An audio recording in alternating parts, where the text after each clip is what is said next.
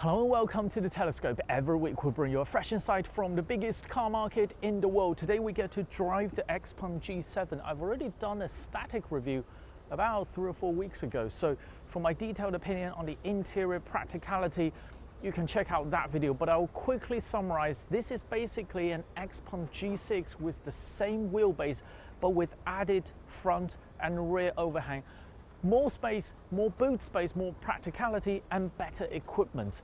The added front and rear overhang just let this car's design breathe a little bit more. It's not as extreme as the G6, where it looks like that car is totally dominated by wind tunnel. It's cutting aero drag at all cost.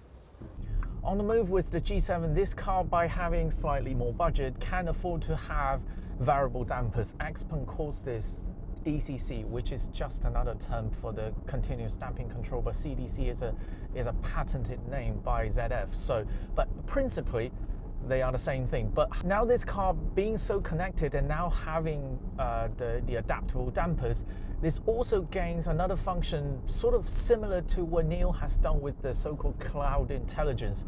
That is, if a number of XPeng has gone through a bump on the road, the same bump on the road, then the system will register that there is a bump at this place with this kind of profile, and it will log that and pre-warn other XPeng cars when they are driving over the same bump to pre-prepare the dampers so that you can have a better, more comfortable driving experience.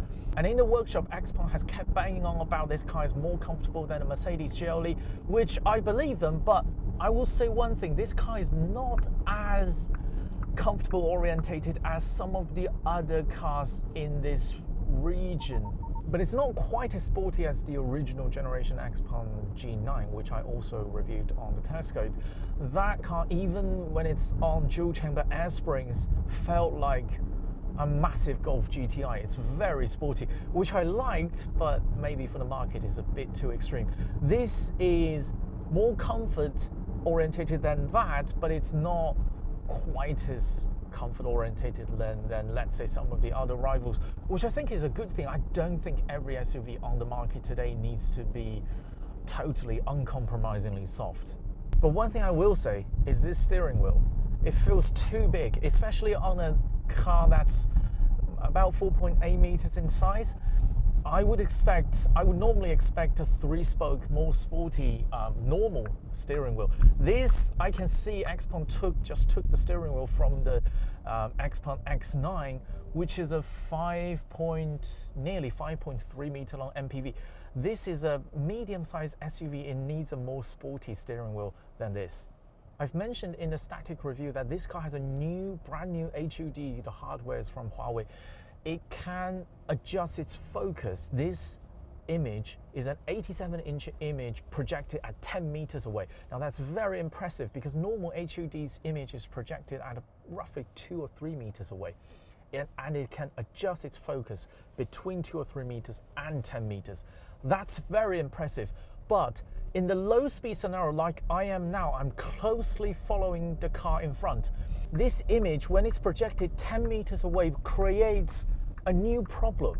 Let's say if I'm following the car very closely in front, the rear end of the car in front is only maybe 4 meters in front of me, and this image is projected at 10 meters away, which means this image is somehow behind the car in front of me, but I can still see it. You know, it's a very weird sensation. If you've never experienced it, you're probably thinking I'm talking nonsense. I would suggest XPeng to release an update to allow the projection distance of this HUD to follow the speed of the car.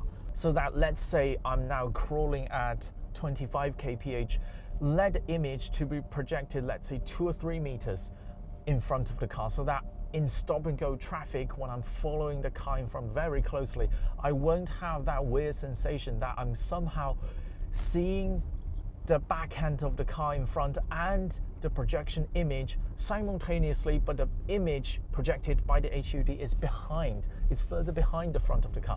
But let's say I'm picking up the speed to 70 kph, now you can move the projected image to be 10 meters away. At high speed, this HUD really is quite useful. You know, you don't need to, when you're trying to observe the information projected by the HUD and to see the car in front, which is now at this kind of speed is more likely to be 30 meters in front of you. Your pupils doesn't need to adjust that often because the distance difference between the car in front and the projected image is that much smaller. But this only becomes an advantage at high speed, and at low speed currently, it feels quite weird. I would suggest XPeng to adjust this in future firmware updates. We've also tried XPeng's XNGP system today. Be aware today's G7 we tried are still on the dual O-ring setup, so principally it should be no different to what we just showed you on the Mona MO3 Max version. Today we're on the outskirts of Guangzhou, but as you can see, total chaos like this could still appear. I took over the braking in that case. Except for extreme scenarios like that, which lets you question how could complete full self-driving ever be achieved in China. It also can perform some quite impressive moves like this. So at the moment, the XNGP system could be quite capable, but it's not bulletproof all the time. Let's hope XPeng can make another step with its upcoming Touring chips. We're filming this on June the 19th, about a week before the actual launch. We have a pre-order price of 235,000 RMB, but that's for the bigger battery version. There is a smaller base battery, about 68 kilowatt hours. For that version, I think it's still possible for this car to undercut just slightly below 200,000 RMB. And this car is, do you know what? I'm gonna stop comparing this car to the Model Y because it's so laughable when it's better in every measurable way by such considerable margins, but for some reason people are still buying the Model Y. I think with this coming on board, and especially the Xiaomi YU7, I believe the market will eventually come to its senses and Tesla will be in even deeper trouble than what is currently going through. That is all from the Telescope today. If you enjoyed this video, keep watching, keep subscribing. More videos coming along very soon.